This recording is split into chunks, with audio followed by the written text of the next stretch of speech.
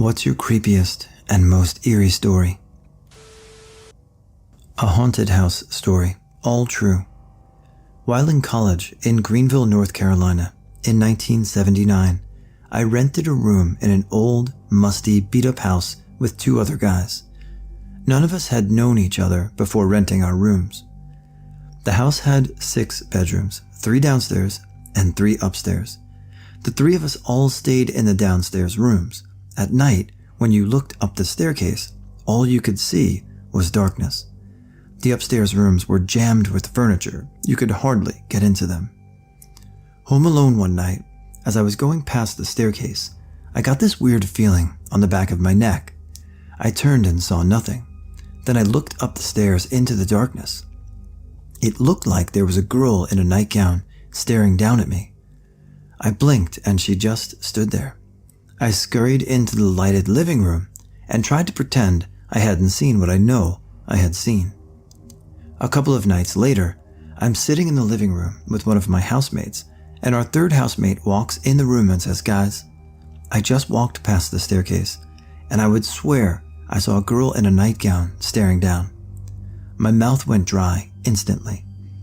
My other housemate said whenever he walked past the steps, he got this cold, creepy feeling like something was upstairs, and he was afraid to look. So we got flashlights and decided to go upstairs. We poked around and found nothing. A couple of weeks later, we're sitting on the front porch and an old man, a neighbor, walks by with his dog and chats with us. He asks us if we have seen anything unusual in the house, and before my housemate can say anything, I ask him, "Why are you asking?" He tells us that about 20 years before, a young girl was murdered in her sleep in an upstairs bedroom. Ever since, the house sat vacant and empty until it sold to the new owner, a 50-ish guy who bought houses around town and rented them out to students. And then the 3 of us came along and rented the place. People in the neighborhood got a creepy feeling going past the house, and some people swore they could see the young girl in her nightgown staring out an upstairs window. The man told us he had met the girl. She used to sit out on the front porch, like we often did, and that she told him she felt uncomfortable at the house and wanted to move as soon as possible. Her parents went into her room one morning to wake her up and found her stabbed to death. The police couldn't ever find who killed her. Her parents moved away right after. About 7 years ago, when I was in middle school, I often had to wait at the school for an hour or more because I couldn't ride the buses and had to wait to be picked up. To pass the time, I often spent my hour, or even longer in some cases, on the side of the school where I could watch a multitude of cars go by and sometimes see a stray cat roam around. I had always liked cats, and so did the man who lived next door to the school. One day, when I tried to pet one of the strays I found, the cat ran over to the man who lived next door.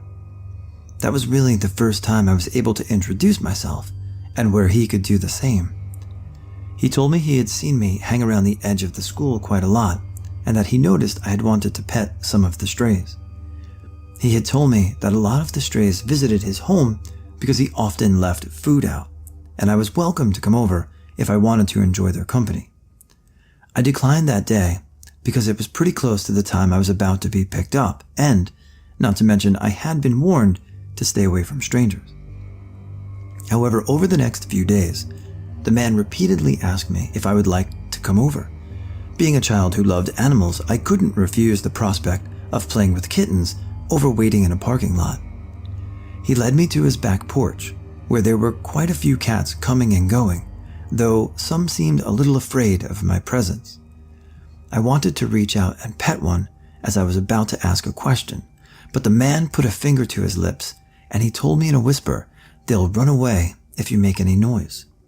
I drew back a little and nodded as I just watched for a while.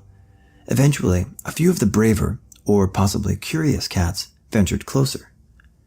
I was even able to pet a few, and that soon became my afternoon ritual on the weekdays.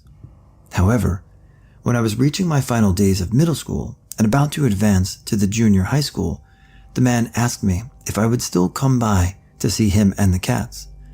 I told him that I wasn't really sure if my parents would let me, which gave him a rather stern expression. We didn't talk much after that, and any day afterwards when I came to play with the cats, he never came outside. On my final day of waiting on the middle school grounds, I knocked on the back door porch for the last time. I wanted to say goodbye at the very least. I didn't notice it at the time, but I didn't see any cats hanging around the porch this time. It wasn't the same man that I knew that answered the door. I could see similarities, but he was much younger. He looked a little confused, and I asked him about the older man who lived here. He told me that he was the only one who lived here, other than his father before him. I told him that was who I wanted to talk to, but he quickly informed me that his father hadn't been a part of this world for at least 20 years. I asked him if he was joking, but he didn't find the whole situation very funny. Before he could tell me that I should leave, I excused myself. It was time for me to go anyway. Maybe it was best not to think about it. As years passed me by, I started to think that maybe I just imagined the whole thing out of boredom. A group of friendly cats was certainly more interesting than sitting in a parking lot, but that never explained why I never met the older man's son before. Eventually, I came to forget about it until my family decided to move out of our neighborhood. We moved somewhere a little closer to the high school I was currently going to, and it was just our luck that there was a cheap house available in the area. We moved into the home right next to the one where the old man had lived, which made me think about the whole situation all over again. My first few nights in the new house were spent wrestling with thoughts about what was real and what wasn't, until each night my thoughts were broken by a faint meow of a sickly sounding cat. Each night I heard it, I sat up in bed instantly and looked around. I never saw a thing but the empty space in my new room. I was almost convinced I was just imagining the whole thing. A few nights had passed where I never heard the sound of the cats again, finally letting me think in peace and try to drift off to sleep and rest assured that everything was only taking place in my head. Until I finally heard the sound of a cat once more, this time closer than all the rest. I sat up a few moments after hearing it, thinking there wasn't any chance that I'm just hearing things this time. When I sat up, my eyes instantly went to the corner of my bedroom. There was the old man with his back to me, kneeling over a small orange tabby. I didn't speak. I couldn't speak. I didn't know what to do until he turned his head to look at me. My widened eyes locked onto his own before he placed a finger to his mouth. "They'll run away if you make any noise." I'm positive this wasn't a dream because I was talking to someone. I may have been hallucinating from sleep deprivation, but this has never happened to me before or since. I was talking on the phone while in my bed when something on my desk fell over. Think it was a cup. Must have been the wind. My blinds were moving around and I was like, meh. But then I realized my windows weren't open at all. But they were moving as if the wind was pushing and pulling on it. What? My TV turns off by itself. Me being the non-believer I am, must have been the sleep timer. Turned the TV on, my box wasn't working. No cable at the time, just a DTV box. Realized box was off. Go to try and plug in the box. Both are unplugged, but the TV was still on somehow. It was just the black screen you get that says line because I have an old TV. Now I'm concerned. I better get the hell to sleep then. As soon as I turned the TV off, bang, fall, crash. Everything on my desk that was standing in some way, cups, deodorant, lamp, etc., all fell over in the exact same direction, towards the door. Yell like fuck. I hang up with the person I'm talking to and run out my door. Oh my god, what the hell? That was either the biggest breeze ever, or I am hallucinating. I open the door and my blinds are no longer moving, but they were opened, leaving the windows clearly exposed, showing that they were closed. Look around. Everything in the room is facing me because they all fell to point to my door. I was a little creeped out, so I'm like, okay, I'm just getting some water, going to the bathroom, and sleeping. Friend calls back. What happened? Are you okay?" I had finished my water and bathroom trip and was walking back to my room. Yes, everything on my desk just got blown over by a gust of wind, and I didn't want everything to break, and the noise startled me. I opened my door. My friend, "Well, maybe it's time for you to," interrupted by my yelp, and I immediately hang up. I walked into the room to hit my foot on the tennis racket I dropped on the floor. I looked down. The foam finger I thought I lost a few years back was pointed at me like it wanted me to get out. Ran out of the room, texted my friend, "I'm just going to go. Bye. I'm fine, just tired. Okay, good night." I sleep on the couch. I wake up in my bed, but the robe I was in was on the couch outside, and the foam finger was on my desk, and everything on my desk was fine and not toppled over. Christ, what a weird dream. Go to school, see my friend. "Dude, what happened to you last night?" Nothing? "Why were you yelling and shit?" "How did you know I had a bad dream?" "What dream?" "You screamed and hung up on me twice."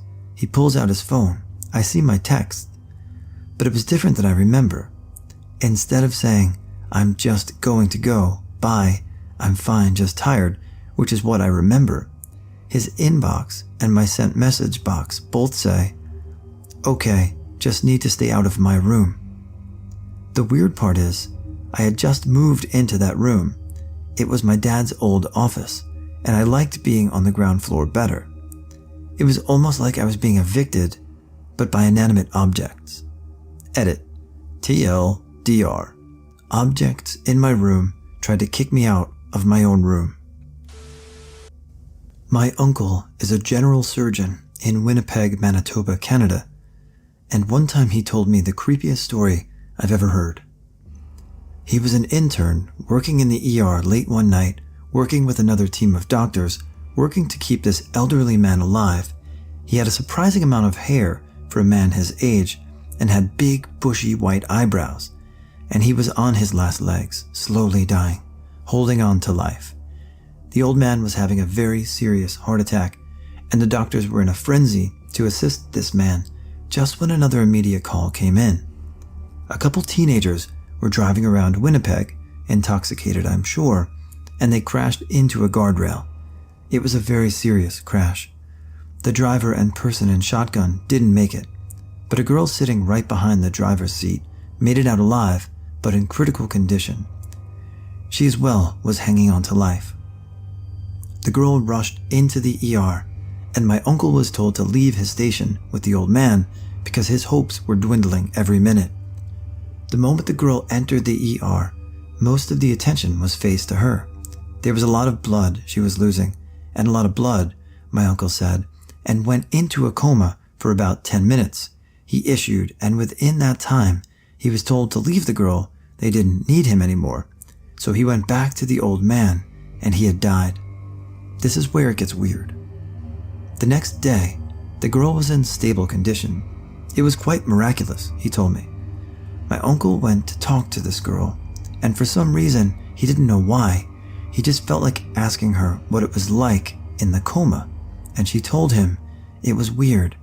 I was in this vast, open, infinite, dark space, except for this speck of light far, far away. And as I walked around, I saw an old man sitting on a bench. She went over to him, and all he said to me was that it wasn't my time and to turn around. So I did. Then I woke up in this room to lots of doctors. My uncle was taken aback and then asked what this old man looked like. And she said, he had white hair, but big eyebrows. That's all I can really remember. His big, white eyebrows. This story has always stuck with me. He also told me a story how some guy stuck a pepper grinder fully into his anus, but that's for another time. 20 years ago, when I was 8 and living in San Diego, California at the time, my dad was in the Navy and we lived in military housing. I had an experience that has since made me develop a phobia of windows with no curtains or blinds of any sort shut at night. It was roughly 2 a.m. I was having a friend sleep over, and my friend and I were playing with our Barbies in the living room. Now, the dining room and living room are basically just one big room, and on the wall in the dining room section, there were 3 floor-to-ceiling windows that had no blinds or curtains whatsoever. So anyone standing outside those dining room windows could easily watch whoever may be in the living room, and I felt like someone was watching us. I turned my head to the right, was greeted by a sight that I will always remember. It may not sound gruesome in description, but to an 8-year-old, there stood a man, a white man. I know this because he was wearing a dark blue short-sleeved t-shirt that had a pocket on one side of the chest. So I was able to see his bare forearms, which were also quite hairy. He wore a black ski mask and black gloves. He had his face pressed up to the window with his hands on either side of his face to block out any glare from the streetlight, watching us with such intent. I screamed my little 8-year-old head off and curled into a ball, my friend doing the same. Sobbing, she asked what were we to do. I said that we were going to count to 3 and run upstairs to get my dad. We began counting, but I only made it to 2, and I was hightailing it up those stairs. My friend was hot on my tail. We bursted into my dad's room in hysterics, screaming about a man staring at us through the window.